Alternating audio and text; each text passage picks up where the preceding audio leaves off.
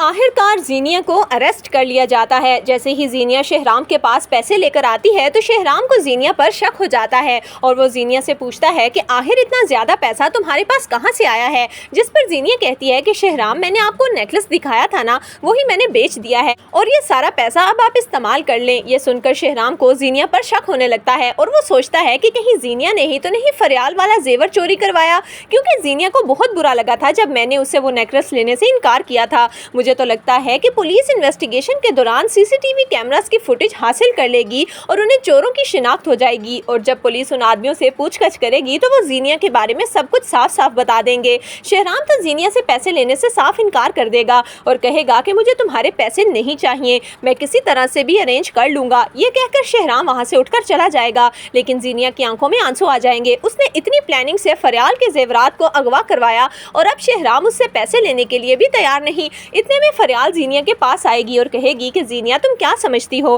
कि तुम्हारे इन पैसों से शहराम तुम्हारे हो जाएंगे? ऐसा हरगिज नहीं हो सकता। जिस पर जीनिया की आंखों में आंसू आ जाते हैं। वो रोते हुए फरियाल को कहती है, फरियाल, आखिर तुम्हारा मुझसे मसला क्या है? तुम मेरे शोहर को मेरा क्यों नहीं होने दे रही? फरियाल, तुम्हारी वजह से शहराम मुझसे हर वक्त धुतकारते रहते हैं। तुमने आखिर शहराम पर ऐसा क्या जादू किया है? जिस पर फरियाल कहती है कि मैंने तो सिर्फ उन्हें वही लटाया है जो तुमने उनसे छीन लिया था, उनके माँ बाप, उनकी बहन। तुम तो सिर्फ यही चाहती थी ना कि शहराम सिर्फ तुम्हारे होकर रहे, लेकिन मैंने उन्हें अकेला नहीं होने दिया। जीनिया, तुम कुछ भी कर लो, लेकिन अब कोई भी तुम पर भरोसा नहीं करेगा। ये कहकर फरियाल वहाँ से चली जाएगी, जबकि दानिश जीनिया को कॉल करेगा और कहेगा कि जीनिया, मैंने सुना है कि तुम अपना नेकलेस बेचकर पैसे लेकर गई हो, क्या तुम लोगों को पैसों की ज़रूरत है? जिस पर जीनिया गुस्से से कहेगी कि नहीं, हमें तुम्हारे पैसों की कोई ज़रूरत नहीं। जिस पर दानिश जीनिया को कहता है कि तुम्हारा शोहर तो मेरे पास पैसे लेने आया था, लेकिन मैंने उसके सामने एक शर्त रखी है। ये सुनकर जीनिया कहती है कि तुमने ऐसी क्या शर्त रखी? जिस पर दानिश कहता है कि मैंने ये शर्त रखी है कि अगर उसे पैसे चाहिए तो वो तुम्हें तलाक दे देगा,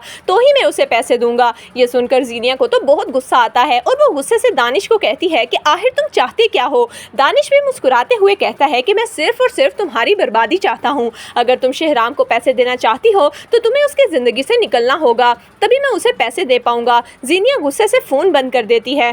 कुछ दिनों बाद पुलिस इन्वेस्टिगेशन के बाद आखिरकार जीनिया का नाम सामने आ जाएगा और पुलिस जीनिया को घर से अरेस्ट करने पहुंच जाएगी, जबकि दानिश शहराम के मोबाइल पर जीनिया की तमाम रिकॉर्डिंग्स भी सेंड कर देगा। और जब शहराम जीनिया की हकीकत से वाकिफ होगा कि किस तरह उसने फरियाल को तबाह करने की कोशिश की, उसके बच्चे को मारने की कोशिश की, तो शहराम के दिल में भी जीनिया के लिए हमदर्दी बिल्कुल ख़त्म हो जाएगी। तो दोस्तों, आपके ख्याल में क्या लॉकअप में रहने के बाद जीनिया को अपनी गलतियों का एहसास हो पाएगा? आपकी इस बारे में क्या राय है, हमें कमेंट्स में ज़रूर दीजिएगा।